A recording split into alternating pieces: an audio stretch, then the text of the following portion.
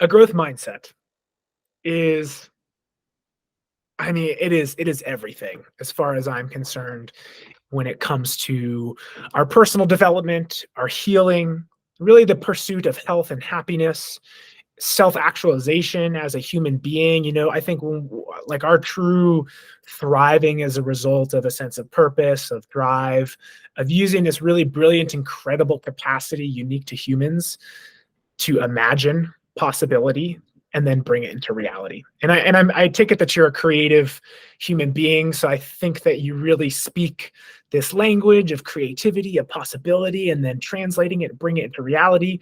And so I want to speak to growth mindset and maybe poke some ideas out there for you that will land and maybe get you thinking. And then again, like it's not just a philosophy, an attitude, and orientation, but it's also a skill. It's something that we can practice and develop and cultivate. And the more that we commit ourselves to cultivating a growth mindset and practicing the skills, adding the tools to our toolbox that support it, the more it becomes our baseline and our predisposition and useful in any and all endeavors that we have in our lives, bringing our goals into reality.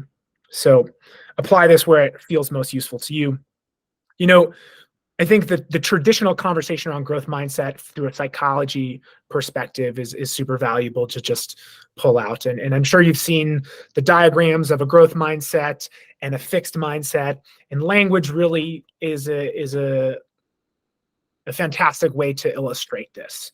There's the attitude, the energy of a fixed mindset, where it's like, my current capacities are the limit of my abilities.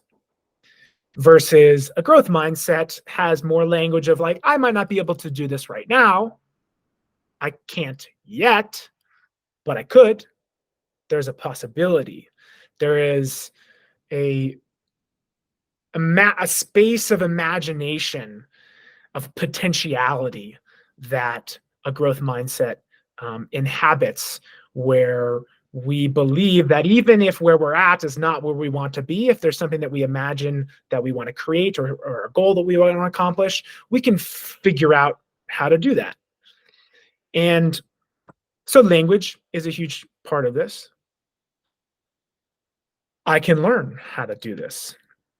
Maybe with my current skills, it's not possible, but I can find the resources. I can create the opportunities. I can try new things. This is the type of language that is traditionally taught in a growth mindset. And it's this orientation not only to believe that potential is something that can become reality.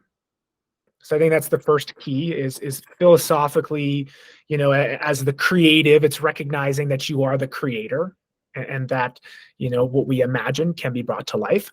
But it's also predisposition to action. It's an orientation to taking steps. And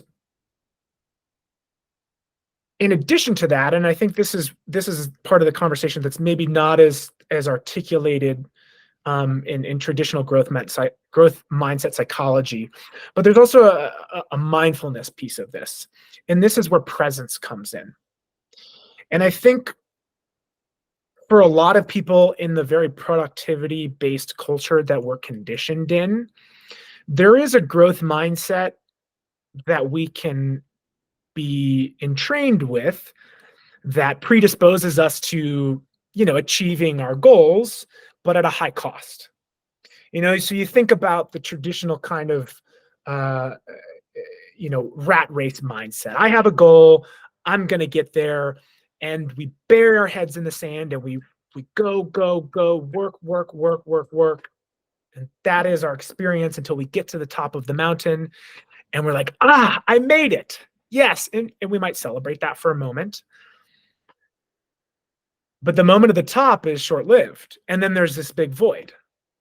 And I think the challenge that a lot of people get stuck in, who may be very goal-oriented and maybe very oriented to action and maybe have a growth mindset and a trust and a belief in themselves that they can bring their goals and their dreams into life, into reality, is they're so fixated on the outcome that they may be motivated to achieve the outcome, but they're completely lost along the journey there.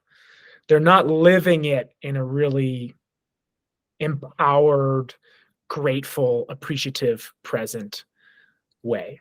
So I think that's the extreme of a growth mindset, unsupported by the presence of mindfulness, by the presence of a gratitude practice, by the balance that I hope to articulate here. On the other end of the spectrum is a total lack of growth mindset, an identification with, and this is when we talk about a fixed mindset, there's an identification with my capacities are limited.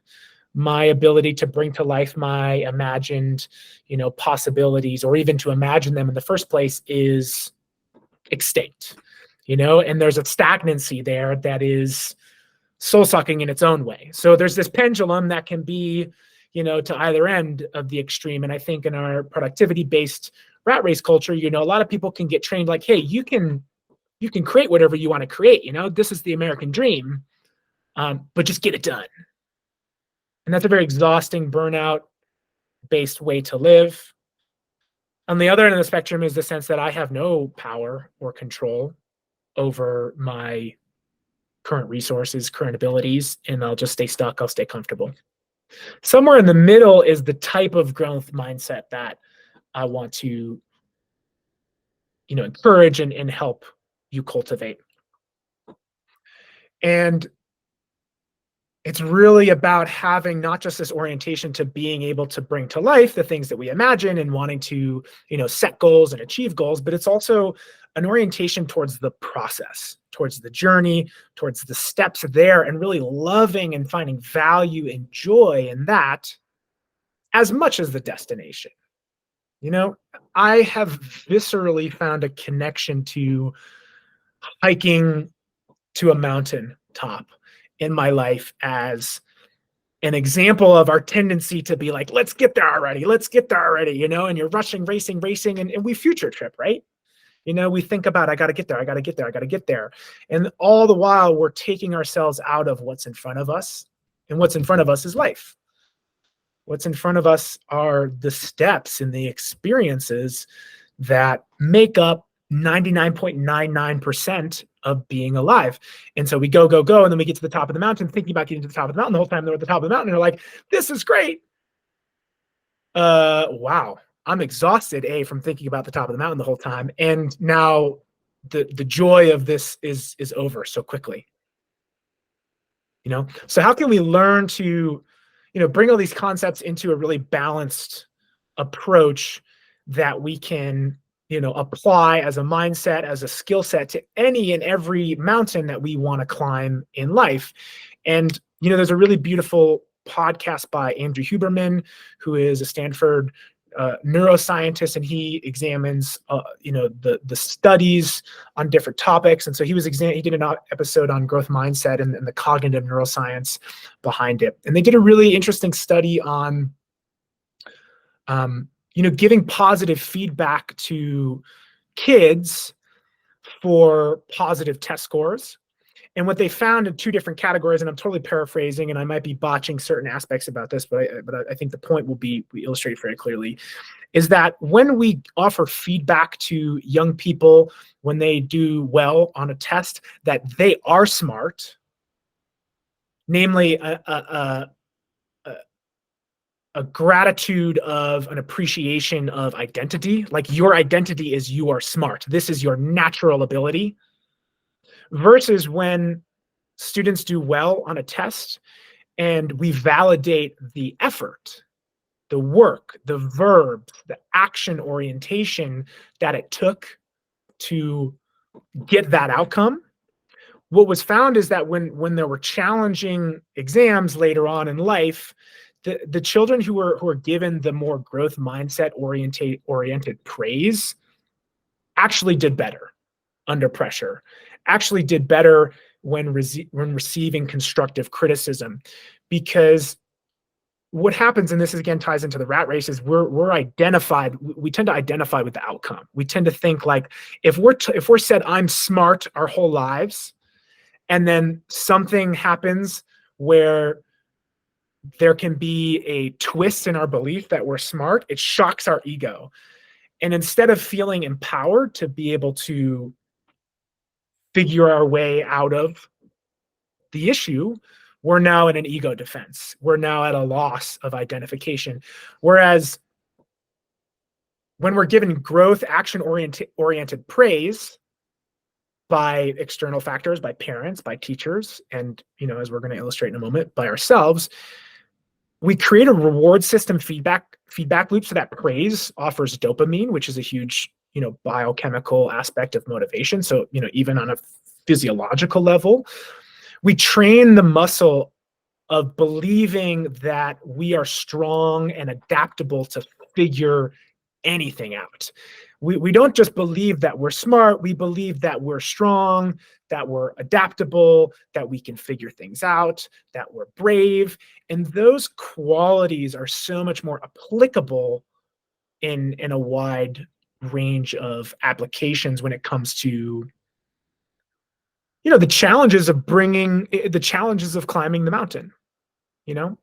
So I really love this study and this illustration of the, you know, physiological, the biochemical value of learning to focus on and appreciate the process, and how that serves as really, really powerful motivation in moving us forward, that is much more widely applicable to anything and everything we apply ourselves to. And when we apply ourselves to something that's, that we're dreaming big, it's challenging. If we're fickle and identified with the sense of like, I'm smart, and then we, hit a challenge and we're like, but I guess I'm not smart. How far do we get ourselves? We get very stuck. Whereas if we feel like I'm resourceful, I can figure this out, we have that growth mindset energy conditioned into us, and we can condition ourselves, we can train ourselves. This is where the skill, the practice comes in. Then we're very malleable. We're very effective in anything that we apply ourselves to. So that's what I want to illustrate here is not just so in recapping, it's this orientation to believe that what I imagine I can bring to life. It's a focus on the action, an orientation to the action, to the steps that it takes, that it require in order to bring those goals into life. And finally, it's also the balance and the presence of like appreciating that process, not noticing it. And I think we all get stuck in this. We all get fixated on the outcome. I think it's just a tendency of the human mind, and it's not a bad thing, but we have to become aware of its detriment to our appreciation of the moment to moment experience that we're gifted. So that's the philosophy of growth mindset in a nutshell.